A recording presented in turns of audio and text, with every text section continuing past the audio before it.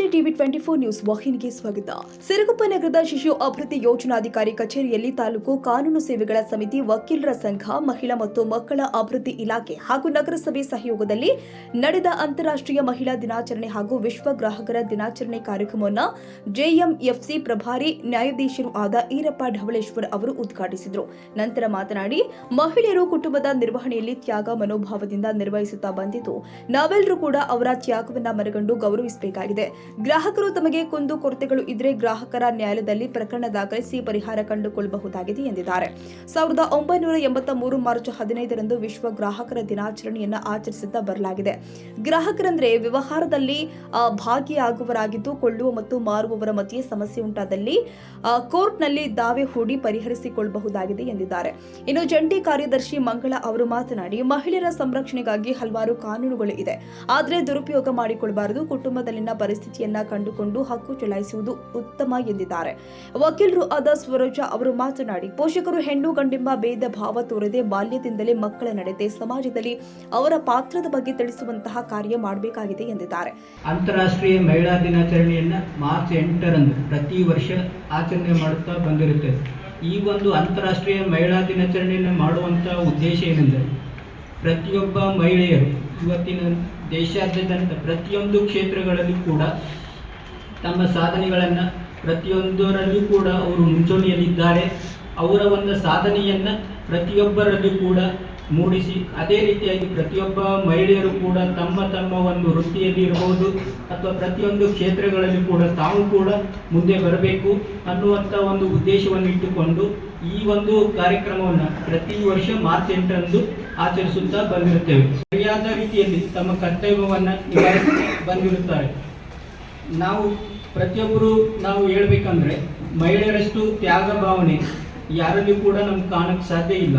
ಯಾಕೆಂದರೆ ಪ್ರತಿಯೊಬ್ಬರ ನೋಡಿ, ತಾಯಿ ಇರಬಹುದು, ಹೆಂಡತಿ ಇರಬಹುದು, ತಂಗಿ ಇರಬಹುದು, ಅತ್ತೆ ಇರಬಹುದು, ಪ್ರತಿಯೊಬ್ಬರು ಕೂಡ ತಮ್ಮ ಒಂದು ತ್ಯಾಗ ಭಾವನೆ ಏನಿದೆ, ಅಷ್ಟೊಂದು ತ್ಯಾಗ ಭಾವನೆಯನ್ನು ನಾವು ಗಂಡು ಮಕ್ಕಳಲ್ಲಿ ಕಾಣಕ್ಕೆ ಸಾಧ್ಯ ಇಲ್ಲ.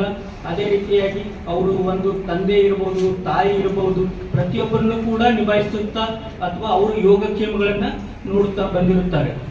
ಅವಾಗ ನೀವು ಜಿಲ್ಲಾ ಗ್ರಾಹಕರ ವೇದಿಕೆ ಅಂತ ಇರುತ್ತೆ, ಅಲ್ಲಿ ಒಂದು ಅರ್ಜಿಯನ್ನು ಸಲ್ಲಿಸಿ ಕೂಡ ಅವರ ವಿರುದ್ಧ ನೀವು ಪ್ರಕರಣವನ್ನು ಸಲ್ಲಿಸಿ ಪರಿಹಾರವನ್ನು ಪಡೆದುಕೊಳ್ಳಬಹುದು. ಅದೇ ರೀತಿಯಾಗಿ ಈಗ ಬ್ಯಾಂಕುಗಳಲ್ಲಿ ಕೂಡ ಪ್ರತಿ ಒಂದು ವಿಮಾ ಪಾಲಿಸಿ ಅಂತ ಕೊಡ್ತಾರೆ. ಅಲ್ಲಿ ಕೂಡ ನೀವು ಏನಾದರೂ 500 ಇರ್ಬೋದು, ಅದು ವಿಮಾ ಪಾಲಿಸಿ ತುಂಬಿರ್ತೀರ.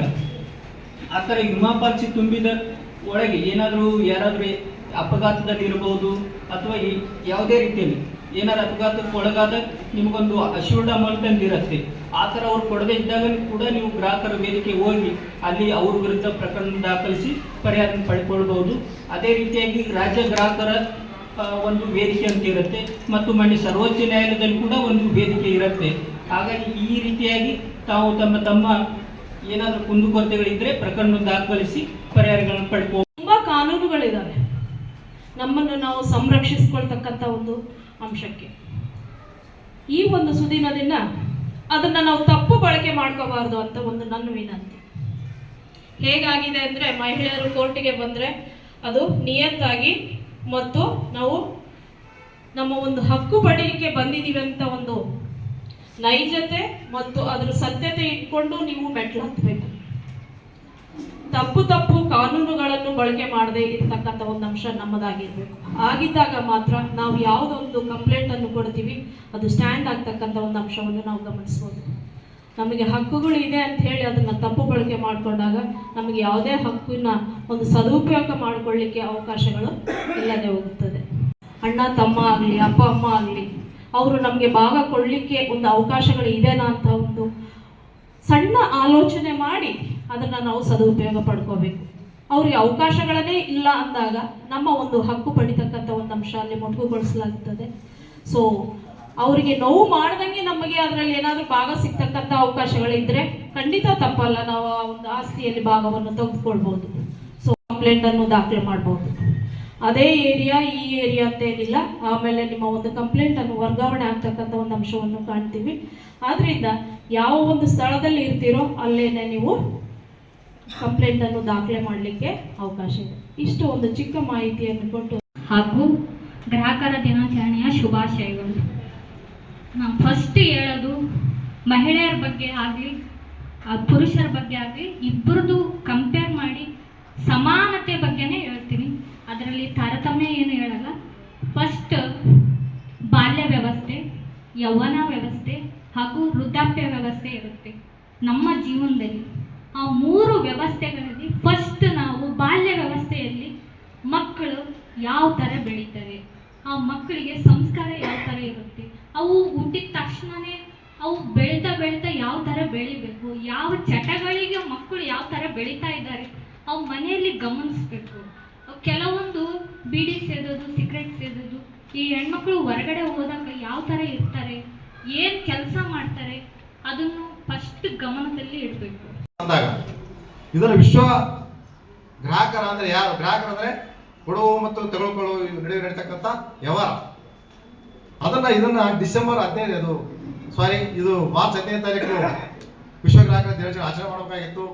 ಇದು ಹಿಂದೆ USA ಕಡೆಯಿಂದ ಬಂದಿರತಕ್ಕಂಥ ಅಧ್ಯಕ್ಷ ಆಗಿರ್ತಕ್ಕಂಥವ್ರು 1962ರಲ್ಲಿ ಇದನ್ನ ಒಂದು ಪಾಲನೆ ಮಾಡ್ಕೊಂಡು ಮಾಡ್ತಾರ.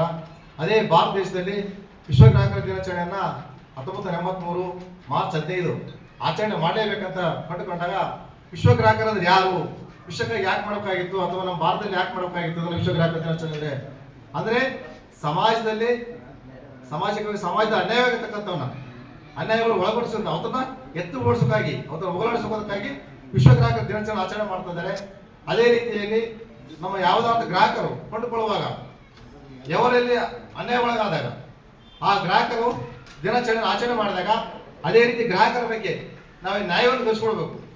ಇದೇ ವೇಳೆ ಸಹಾಯಕ ಸರ್ಕಾರಿ ಅಭಿಯೋಜಕರು ಆದ ಶಿವರಾಜ್, ನಗರಸಭೆಯ ಅಮರೇಶ್, ಸಿಡಿಪಿಒ ಪ್ರದೀಪ್, ವಕೀಲರ ಸಂಘದ ಉಪಾಧ್ಯಕ್ಷ ಎಂ ಶರೀಫ್ ಸಾಬ್, ಕಾರ್ಯದರ್ಶಿ ಶಿವಕುಮಾರ್ ಎಂ, ಪ್ಯಾನೆಲ್ ವಕೀಲರು ಆದ ಎನ್ ಅಬ್ದುಲ್ ಸಾಬ್, ಟಿ ವೆಂಕಟಸ್ವಾಮಿ ನಾಯಕ, ಮಲ್ಲಿಗೌಡ ಇನ್ನಿತರ ವಕೀಲರು ಹಾಗೂ ಇಲಾಖೆಗಳ ಅಧಿಕಾರಿಗಳು, ಸಿಬ್ಬಂದಿಗಳು, ಅಂಗನವಾಡಿ ಕಾರ್ಯಕರ್ತೆಯರು ಇದ್ದರು. ಹೊಂದೂರಪ್ಪ, ಸಿರುಗುಪ್ಪ, ಟಿವಿ 24 ನ್ಯೂಸ್. ಕನ್ನಡಿಗರ ಮೆಚ್ಚಿನ ನಿಮ್ಮ ಟಿವಿ 24 ಕನ್ನಡ ನ್ಯೂಸ್ ವಾಹಿನಿ ಇದೀಗ ಟಿವಿಯಲ್ಲಿ ಲಭ್ಯ. ಕರ್ನಾಟಕ ಮತ್ತು ದೇಶ ವಿದೇಶದ 360 ಡಿಗ್ರಿ ಸುದ್ದಿ ಹಾಗೂ ಉತ್ತರ ಕರ್ನಾಟಕ, ಬೆಳಗಾವಿ, ಬಾಗಲಕೋಟೆ, ಧಾರವಾಡ, ಹಾವೇರಿ, ಗದಗ, ಬಿಜಾಪುರ ಜಿಲ್ಲೆಯ ಕ್ಷಣ ಕ್ಷಣದ ವಿವರವನ್ನ ಪಡೆಯುವುದಕ್ಕೆ ಟಿವಿ 24 ಕನ್ನಡ ನ್ಯೂಸ್ ವಾಹಿನಿಯನ್ನ ಲೈಕ್ ಮಾಡಿ, ವಿಡಿಯೋಗಳನ್ನ ಶೇರ್ ಮಾಡಿ, ಕಮೆಂಟ್ ಮಾಡುವ ಮೂಲಕ ನಮ್ಮ ವಾಹಿನಿಗೆ ಸಹಕಾರ ನೀಡಿ ಮತ್ತು ಚಾನೆಲ್ ಅನ್ನ ಸಬ್ಸ್ಕ್ರೈಬ್ ಮಾಡಿ. Thank you.